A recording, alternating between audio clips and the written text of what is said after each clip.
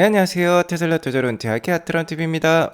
충격 테슬라 7%대 급등 이대로 300불 터치라는 주제로 말씀드릴게요. 3대 지수 현황 먼저 간략히 살펴보고 가도록 하겠습니다. 자, 일단 내일은 휴장이에요. 독립기념일 연휴로 미국 휴장입니다.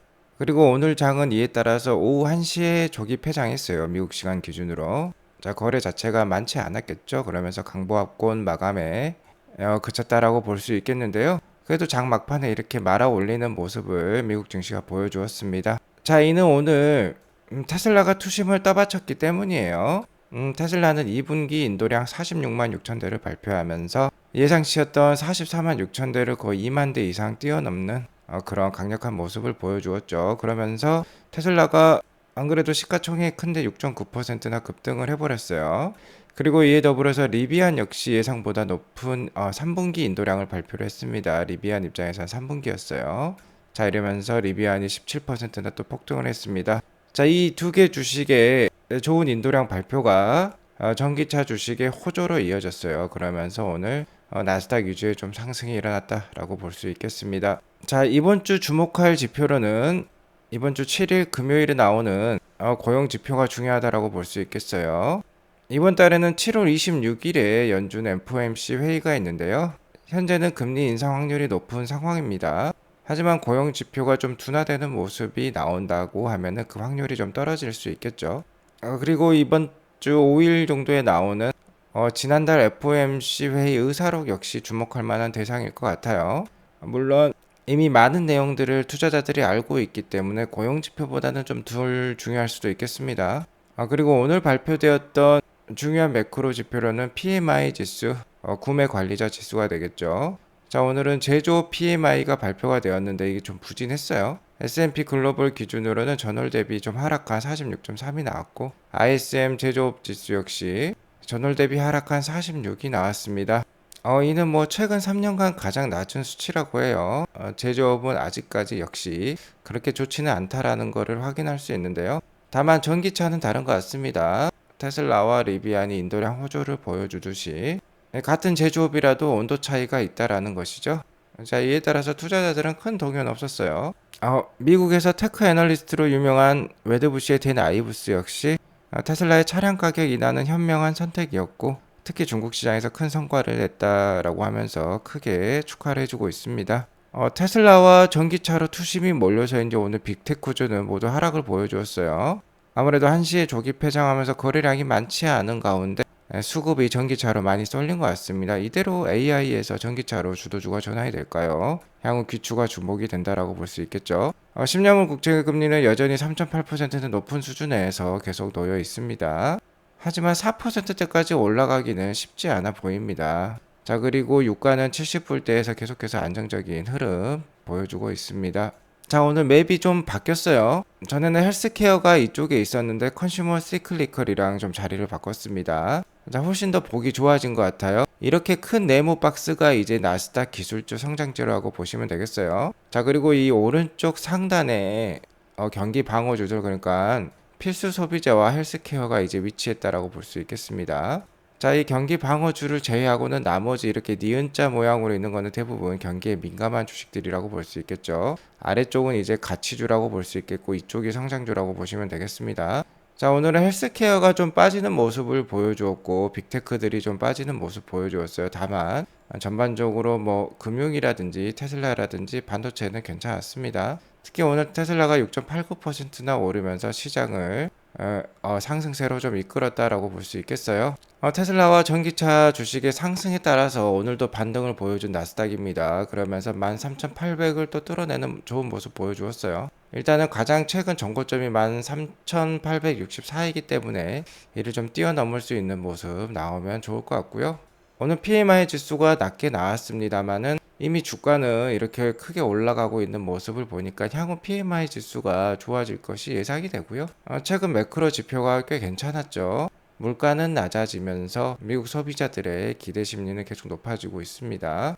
자, 이런 기대감 때문인지 나스닥 위주의 상승이 계속 펼쳐지고 있어요. 나스닥은 빅테크가 올랐다가 빅테크가 떨어지면 반도체가 올랐다가 반도체가 떨어지면 전기차가 올랐다가 자, 이 세 개 업종이 주도를 하면서 서로 상승을 순환하면서 지속 상승세를 만들고 있다라고 볼 수 있겠어요. 하지만 그가 나스닥이 많이 오른 만큼 다우 같은 가치주들은 많이 오르지 못했습니다. 주도주가 언제든지 교체될 수는 있기 때문에 무리한 투자는 좀 조심할 필요가 있겠다. 적립식으로 투자를 해라 라고 말씀을 드리고 싶어요. 자, 7월달 주요 매크로 일정표 알려드리도록 하겠습니다. 7월달 이렇게 새로 나왔어요. 자, 일단 내일 화요일장은 휴장입니다. 그러니까 오늘 밤은 푹 주무시기 바라겠고요. 한국인 투자자분들은 푹 주무시기 바라겠고, 자, 이번 주 금요일날 미국 고용보고서 발표가 있죠. 전월에는 실업률 3.7%, 비농업 고용지수 33만 9천 건이 나왔는데 이번에 월가의 예상은 비농업 고용지수가 24만 명으로 떨어질 것을 예상하고 있고, 실업률 한 3.6% 정도로 좀 더 개선이 되는 것을 예상을 하고 있어요.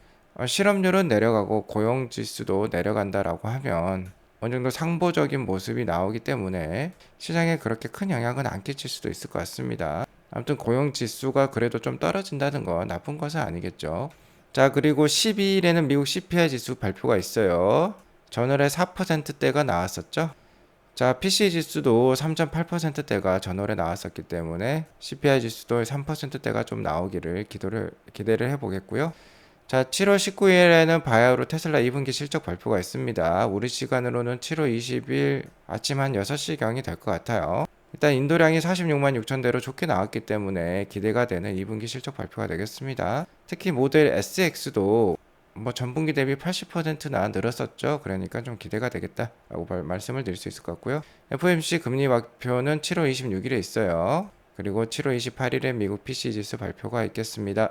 그리고 오늘 새벽에 확인해본 CME 페드와치에 따르면 7월 26일에 금리가 인상될 가능성이 88.7%나 나오고 있어요.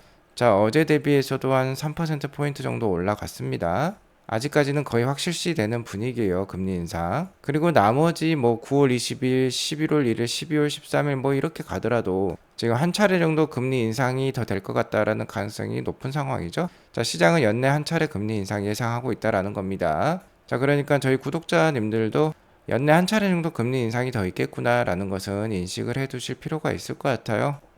미국 경기가 현재 약한 모습이 아닙니다. 괜찮은 모습 보여주고 있어요. 이미 경제 경기 선행 지수라고 할 수 있는 주가 나스닥 주가도 너무너무 잘 오르고 있죠. 그러니까 한동안 고금리 충분히 유지될 수 있습니다. 긴축 정책 유지될 수 있다.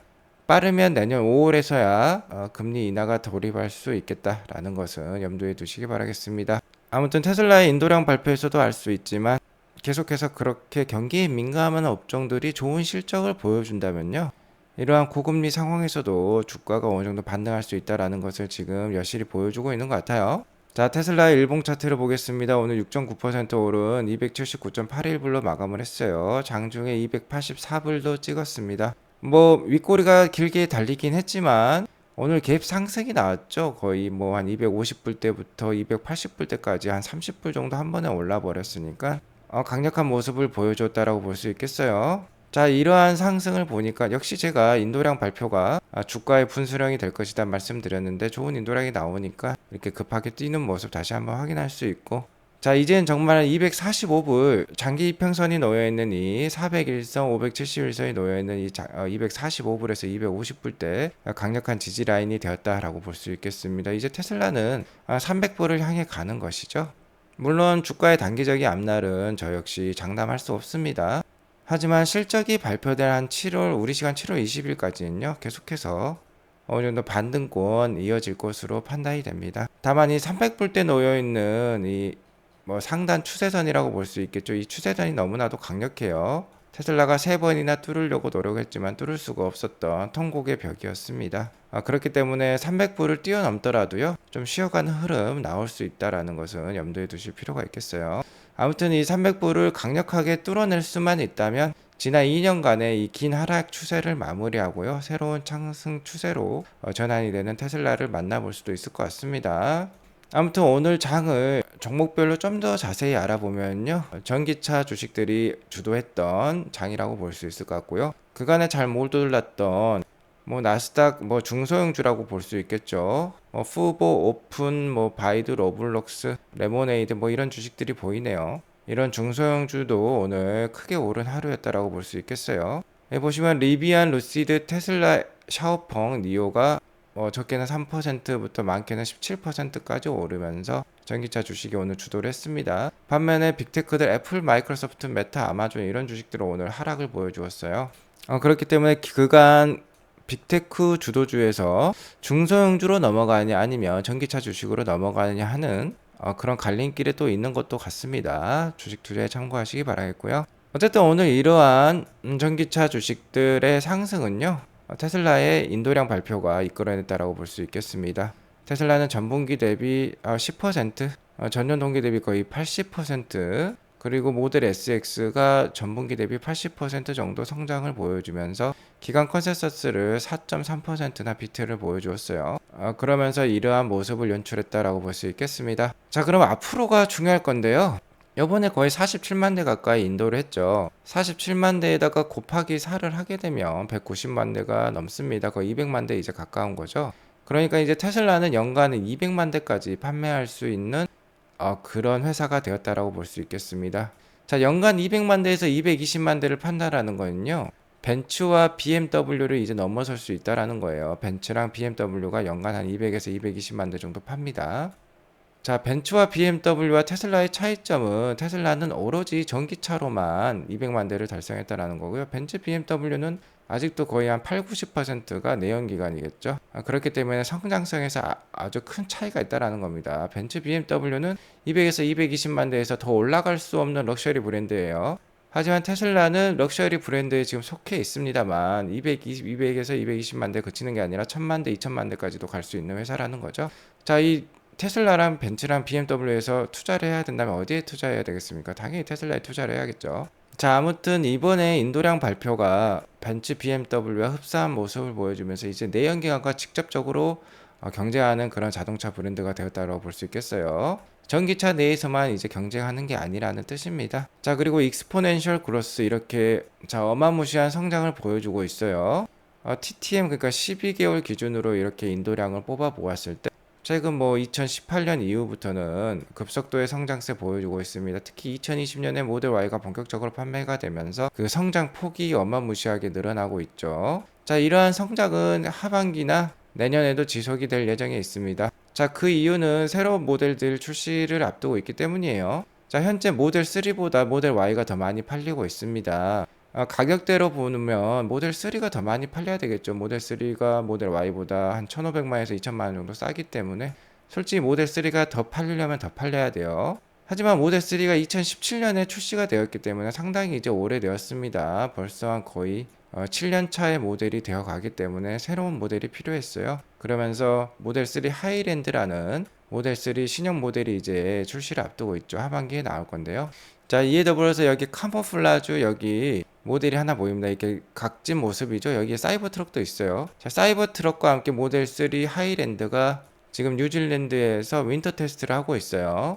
현재 북반구 그러니까 미국과 같은 경우는 여름입니다. 하지만 남반구 뉴질랜드 같은 경우는 겨울이죠. 자, 그래서 뉴질랜드에서 이렇게 윈터 테스트를 하고 있는데 그 이유는 출시가 되면 바로 아마 미국이나 북반구는 겨울을 맞이하기 때문에 그리고 북반구가 훨씬 더 수요량이 많죠. 유럽, 아시아, 미국이 다 북반구에 위치해 있습니다.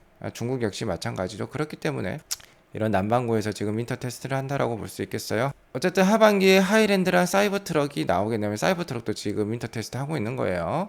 그러면 하반기에도 계속해서 테슬라의 인도량 성장 모멘텀은 유지가 될 수 있겠다라고 볼 수 있겠습니다. 그리고 우리가 앞서 오늘 한 7% 가까운 상승에서도 알 수 있듯이 인도량 상승은요 주가 상승으로 이어진다라는 거 다시 한번 알 수 있었어요. 자, 하이랜드는 상당히 상품성이 좋아질 것 같아요. 일단 디자인 자체가 로드스터 디자인을 많이 가져온 것으로 알고 있습니다. 자, 여기 보시면 이 디자인도 되게 아름답죠. 유선형의 모습을 보여주고 있는데 앞에는 차체가 낮고요. 뒤에는 패스트 트랙인가요? 하여튼 그렇게 약간 떨어지는 어느 정도 쿠페 모습을 좀 보여주고 있는 모델 3라고 볼 수 있겠어요. 하이랜드. 그렇기 때문에 디자인이 상당히 아름답게 스포티하게 빠졌다라고 볼 수 있겠는데요. 자, 외부 디자인뿐만 아니라 하드웨어 4까지 들어가는 것으로 알고 있어요. 자율주행 성능이 더 좋아진다라고 볼 수 있겠고 소프트웨어 성능도 더 좋아지겠고 리어 디퓨저도 들어가는 것으로 파악이 되고 있습니다. 그러니까 더 빠르게 달릴 수 있다라는 것이죠. 자, 이러한 하드웨어뿐만 아닙니다. 소프트웨어도 더욱더 발전해서 이익률을 끌어올릴 거예요. 일론 머스크는 FS 베타 버전 12부터는 베타 딱지를 뗀다라고 했죠. 자, 현재 테슬라에 의하면 기존의 이 FSD 베타는요, 옵션 구매자만 업데이트를 받아왔습니다. 자, 하지만 현재 OTA로 모든 차량들이 업데이트가 실시간으로 진행이 되고 있죠. 그 OTA 업데이트에다가요, 히든으로, 그러니까 숨겨진 소프트웨어로 FSD 업데이트가 계속 진행될 예정이라고 해요. 그러니까 FSD를 구매하지 않더라도요, OTA로 자기 자동차 소프트웨어가 업데이트가 되면 FSD가 포함되어 있다는 겁니다. 하지만 숨겨져 있다는 거죠. 기능이 깔려는 있지만 숨겨져 있다는 겁니다. 자, 이게 무슨 뜻이냐? 아마도 빠르면 1개월 내요. 프리 FSD 베타를 뿌릴 수 있다는 거예요. 1개월 무료 사용을 할 수 있게 한다라는 것이죠. 자, 이렇게 되면 테슬라 주가 많이 오를 수 있다라고 제가 누누이 강조를 해왔죠. 1개월 무료 사용을 통해서 사람들이 많이 쓸 수 있게 되면요, FSD 베타에 대한 효용 가치를 알고 실제로 많이 구독으로 이어질 겁니다. 그리고 이렇게 자신감 있게 뿌릴 수 있다라는 거는 버전 12가 되었다라는 뜻일 수도 있고요. 이에 따라서 자율주행이 어느 정도 완성 단계에 또 이르를 수 있다라고도 볼 수 있겠네요. 아무튼 버전 12 2023년 올해 말에도 나올 수 있습니다. 기대가 되어진 상황이라고 볼 수 있겠죠. 이렇게 되면 테슬라 주가 한 차례 또 뛰어오를 수도 있습니다. 자, 그리고 FSD 자율주행 기술 발전을 위해서는 도조 슈퍼컴퓨터에 따르는 AI 컴퓨팅 능력이 중요하다고 볼 수 있겠는데, 테슬라는 100 엑사플롭에 달하는 원대한 목표를 지금 가지고 있죠. 도조 컴퓨터를 어마어마하게 생산을 해낼 거예요. 자, 이렇게 되면 테슬라도 AI 클라우드 컴퓨팅 사업을 진행을 할 수 있을까요? 현재 아마존은 먹여 살리고 있는 사업이죠. AWS, 바로 클라우드 서비스라고 볼 수 있겠는데, 테슬라가 보유하고 있는 AI 컴퓨터 도조를요, AI 컴퓨팅이 필요한 회사에 서비스를 빌려줄 수도 있는 것이죠. 현재 테슬라의 D1 칩, 그러니까 도조 컴퓨터는 엔비디아의 슈퍼컴퓨터보다 AI 컴퓨터보다는 성능은 약간 처질 수 있다라고 볼 수 있겠습니다. 하지만 엔비디아의 AI 칩이 A100이라는 게 개당 약 10,000불이라고 해요. 자, 이것보다 훨씬 더 싸다라고 합니다. 그러면 어느 정도 경제성이 있으면서 충분히 이러한 비즈니스도 추구할 수 있다라는 거죠. 테슬라가 이러한 사업마저 시행하면 정말 진정한 빅테크로 뛰어오를 수도 있겠어요. 자, 그러니까 일론 머스크가 테슬라는 애플과 아람코를 합한 시총을 뛰어넘을 수도 있겠다라고도 호언장담을 하고 있는 것이죠. 자, 이렇게 되면 테슬라 주가 정말 $2,000 망상이 아닌 것 같아요. 테슬라의 올해 예상되는 EPS 전망은 약 4불대인데요. 테슬라가 약 400만 대까지는 판매를 끌어올릴 수 있고, 한 2배 정도 올라간다고 치면 테슬라 EPS는 10불대까지 한 2년 내에 충분히 올라갈 수 있다라고 생각이 돼요. 그러면 테슬라 EPS가 10불이고, 앞에 보셨듯이 이런 AI 사업들이 진행이 된다면요, PER 200까지도 받을 수 있는 날이 올 수 있습니다. 테슬라가 200을 받는 그런 순간도 있었어요. 자, 200 곱하기 10불 하게 되면 2,000불이 되는 거죠. 그러면 아크 인베스먼트가 예상했던 2,000불 진짜 달성할 수도 있는 것입니다. 자, 테슬라 주가가 2,000불이 되고요, 배당금을 2% 받게 된다면, 자, 주당 40불의 배당금을 받는 거죠. 2,000불의 2%니까. 그럼 여기에 보유하고 있는 주식 수를 곱하면요, 그게 매년 받는 배당이 됩니다. 예를 들어 500주를 가지고 있다라고 하면 500주 곱하기 40을 하면 2만 달러가 되는 거죠. 자, 그러면 우리도 2,600만 원을 매년 받게 되는 겁니다. 자, 테슬라 500주 현재 200, 한 80불로 계산했을 때요, 1억 8천만 정도, 1억 8천만 원 정도 돼요. 그럼 1억 8천만 원어치 테슬라 주식을 들고 있으면 향후 뭐 한 10년 이내에 매년 배당만 2,600만 원 받을 수 있는 날이 올 수도 있겠네요. 만약에 1,000주를 들고 있겠다, 3억 6천만 원 정도 들고 있으면 매년 5,200만 원 정도 배당을 받을 수 있겠습니다. 그럼 현재 한 3억 6천 정도 투자를 했을 때 매년 5,200만 원 정도 배당을 받을 수 있으면은 현재 한 3억 6천 투자해서 정말 은퇴 자산이 될 수도 있는 테슬라라고 볼 수 있겠죠. 주가 상승뿐만 아니라 배당으로도 언젠가는 우리에게 달콤한 은퇴 생활을 선사해줄 테슬라 주식이라고도 볼 수 있겠어요. 하지만 이런 행복한 상승도 조심해야 됩니다. 워낙 변동성이 큰 주식이라 2,000불 갈 때까지의 그 길은 굉장히 험난할 거예요. 그 점은 충분히 인지해 두시기 바라겠습니다. 자, 그리고 뉴질랜드에서 사이버 트럭 지금 윈터 테스트 하고 있다는데요, 모델 Y랑 사이버 트럭이 이렇게 같이 잡힌 사진이 있어요. 사이버 트럭이 그렇게 또 큰 것만 같지도 않습니다. 이 차선 안에 다 들어오는 모양인데요. 자, 이렇게 되면 글로벌적으로도 많이 팔릴 수 있습니다. 너무 크면은 유럽이나 아시아 시장에 맞지 않죠? 충분히 잘 팔릴 수 있는 사이버 트럭이니까 하반기와 내년을 기대해 보겠어요. 오늘 이것으로 방송 마치겠습니다. 감사합니다.